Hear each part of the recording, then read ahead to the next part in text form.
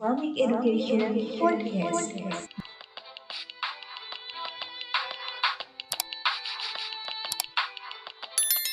Dalam hidup ini kita harus bermanfaat untuk diri sendiri maupun untuk orang lain. Tapi bagaimana sih caranya? Ya harus memiliki ilmu. Kita ingin menyehatkan tubuh kita sendiri, harus dibekali dengan ilmu. Kita ingin mengajar adik kita ataupun orang lain, baik ilmu agama ataupun ilmu pengetahuan umum, harus dibekali dengan ilmu. Mengapa sih menuntut ilmu itu penting? Mari kita simak penjelasannya. Jadilah pendengar yang baik, jangan lupa dicatat, karena menurut Imam Syafi'i ilmu itu ibarat buruan, maka ikatlah dengan sebuah tulisan. Bismillahirrahmanirrahim. Assalamualaikum warahmatullahi wabarakatuh. Alhamdulillahi wa shollallahu ala nabiyhi wa mustafahu. Halo anak-anak, selamat datang di ICAS Islamic Education Podcast. Sebelum kita memulai pembelajaran, alangkah lebih baiknya kita berdoa bersama-sama terlebih dahulu. Rabbi zidni ilma warzuqni fahma birahmatika ya arhamar rahimin. Bagaimana kabarnya anak-anak? Semoga Allah senantiasa memberikan kesehatan dan keberkahan untuk kita semua. Baik, di episode kedua ini Ibu akan membawakan materi mengenai nikmatnya menuntut ilmu dan indahnya berbagi pengetahuan. Adapun tujuannya agar anak-anak mampu menganalisis semangat keilmuan dan mampu menyajikan keterkaitan antara kewajiban menuntut ilmu dan kewajiban membela agama sesuai Quran Surat At-Taubah ayat 122. Alam raya yang Allah ciptakan ini penuh dengan berbagai macam rahasia. Ibu mau nanya nih, jawab ya di kolom komentar. Bagaimana sih cara mengungkap rahasia yang ada di perut bumi, lautan, dan ruang angkasa? Anak-anak, kedudukan ilmu itu sangat penting dalam Islam, sehingga banyak Al-Quran yang membahas mengenai ilmu. Salah satunya Quran Surat At-Taubah ayat 122. Bismillahirrahmanirrahim. وَمَا كَانَ الْمُؤْمِنُونَ لِيَنْفِرُوا كَافَّةً فَلَوْلَا نَفَرَ مِنْ كُلِّ فِرْقَةٍ مِنْهُمْ طَائِفَةٌ لِيَتَفَقَّهُوا فِي الدِّينِ وَلِيُنْذِرُوا قَوْمَهُمْ إِذَا رَجَعُوا إِلَيْهِمْ لَعَلَّهُمْ يَحْذَرُونَ. Al-ayat Shadaqallahul Adzim, yang artinya, dan tidak sepatutnya orang-orang mukmin itu semua pergi ke medan perang.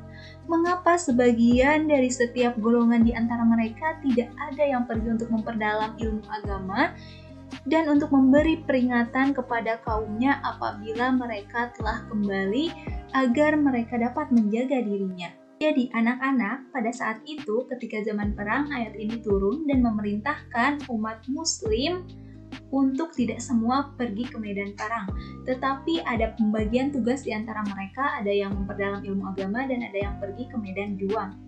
Ternyata anak-anak, orang yang berjuang untuk menuntut ilmu dan orang yang berjuang untuk membela agama memiliki nilai yang sama loh. Bahkan dari Anas bin Malik, Rasulullah SAW pernah bersabda bahwa di akhirat nanti tinta ulama ditimbang dengan darah para syuhada. Ternyata lebih berat tinta ulama dibandingkan dengan darah para syuhada. Hadis riwayat Ibnu Nazar. Lalu mengapa sih kita harus berilmu atau kita harus menuntut ilmu? Karena jika manusia tidak memiliki ilmu, maka dalam menjalani kehidupannya akan salah arah, karena tidak bisa membedakan mana yang benar dan yang salah, sehingga hidupnya diliputi dengan penyesalan dan kebodohan. Na'udzubillahi min dzalik.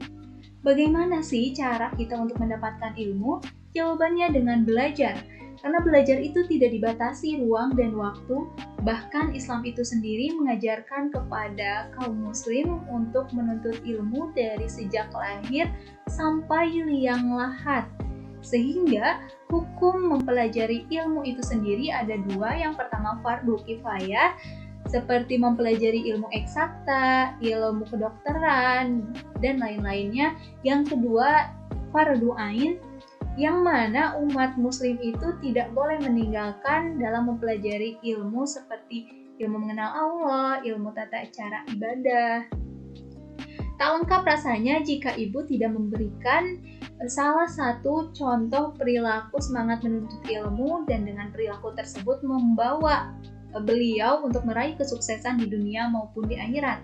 Siapakah itu? Rasulullah Shallallahu Alaihi Wasallam dalam menyampaikan 6.000 lebih ayat Quran, beribu-ribu hadis, berdebat dengan kaum kafir, mencetak generasi-generasi terbaik sepanjang sejarah peradaban manusia, memerlukan kecerdasan yang luar biasa, dan beliau memiliki itu.